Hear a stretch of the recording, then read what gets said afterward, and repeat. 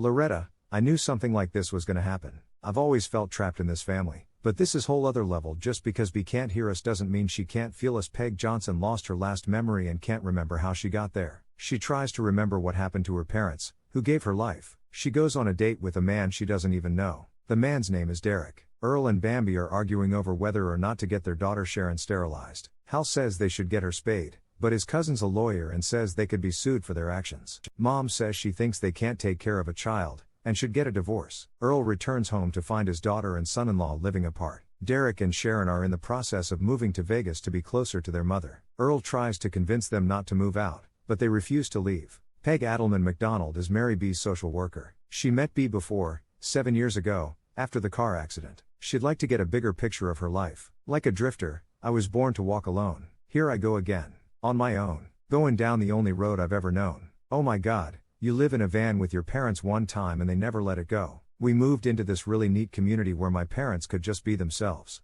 Bea, 10, says she wants to say goodbye to her big sister, Bambi. Bea says she can't take care of him and his mom. Mom asks her why she didn't look out a window to see if it was sunny out. Bea, I love this farmer's market. I'm gonna go to this one the next time Ben. She's like a feral dog. She was using Oreos to train the boys to fetch the remote for her. Mr. V was trying to balance work, school and caring for his parents when he nearly drowned. He says his uncle and aunt brought him to live with them. Mr. V says his mom called 911 to report someone trying to steal him. I was like in the middle of the road, you know, like half dead, says Mr. V.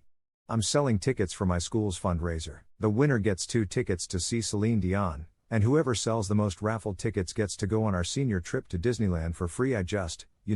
I muscle that thing and I just threw it off. Bea, I heard Esther Lawrence tell everyone at lunch that no one could sell more tickets than her, and I want everyone to know what a lying bitch she is. Nia, are you ever gonna get over it, Nia? She called you Kim Jong-un in front of the whole football team. Mom, you are too old to like this music. I heard that your precious judge, Judy, is gay. What's that supposed to mean? You just blew off Ethan Rivers. He moved here last week. Everyone's talking about it. His parents own like all the porta potties in Nevada. They say he had cancer as a kid, testicular hurt. He only has 1 ball. With a smile like that, who needs 2? Ha, you think he'll be at Esther's party? So, I don't think we're invited. If you bring alcohol, how are we going to get alcohol? We're gonna get caught. Ethan told Andy that he has a super strong stream and can literally pee over the top of his Land Rover. Andy bet him $100 that he couldn't. Esther's older brother creeps around her high school parties because he can't get laid in college. Andy Reynolds has 2 testicles. He has been diagnosed with prostatitis. He tells Loretta Rivers that he is fine and that he doesn't care about his condition.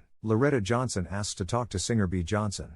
Bea tells her she has a boyfriend. Johnson says she's not a lesbian, but thanks her mom for her support. Johnson tells her mom that she may have a boyfriend, a bobo. Ethan's Jewish dad asked why he didn't want him to come over for dinner. Sharon's parents are embarrassed by their children's parents. Ethan's mom says, "My life is different than yours." Ethan Baker is a high school senior in Henderson, Nevada. He is the son of a disabled man and a disabled woman. His father is a Christian. He has a boyfriend and wants to go to prom. Bea, I'm not losing my virginity in the back of a car, like every other woman in my family. Esther, you have really good grades, good SAT scores, and I have to hound you just to get you to finish your application. If you could go to a school anywhere in the world, where would you go? Honestly, I don't know. I've never really seriously thought about it. What's your favorite subject? My science. I like astronomy a lot. Here are some great schools with excellent science programs, tips and tricks. One summer I made $300 selling lemonade and asked my mom to put it into an account for me. She spent it on slots instead. I didn't think I could feel any worse in that moment, but everything happens for a reason.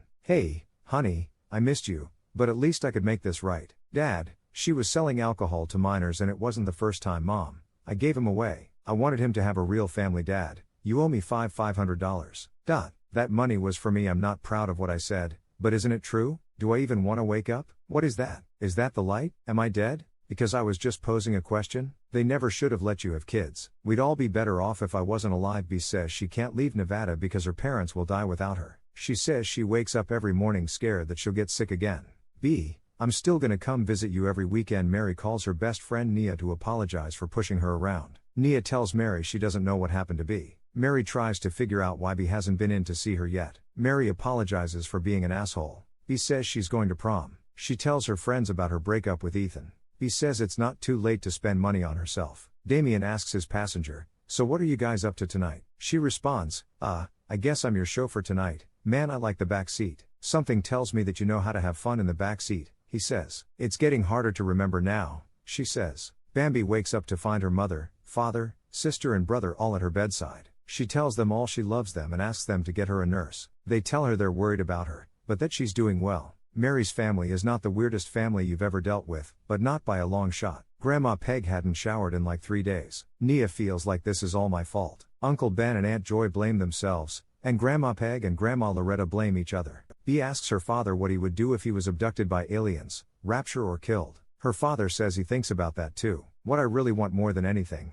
is to feel like that, Bea says. Loretta, I know my Derek ain't the same he was before his accident. I say he is, but he ain't. Oh, he was gonna be a doctor. He was gonna buy me a big house too. I guess I didn't want to admit that was never gonna happen or that Sharon would be the right girl for him. But she is. And now I have a chance to see through Bea, and she's here because of you. Bea is going to USC, and Matthew can sit in my lap. Matthew wants to know if Bea believes in Jesus. Bea wants to take Matthew's car, but he says he doesn't need it. Dad says he forgot to shut off the app.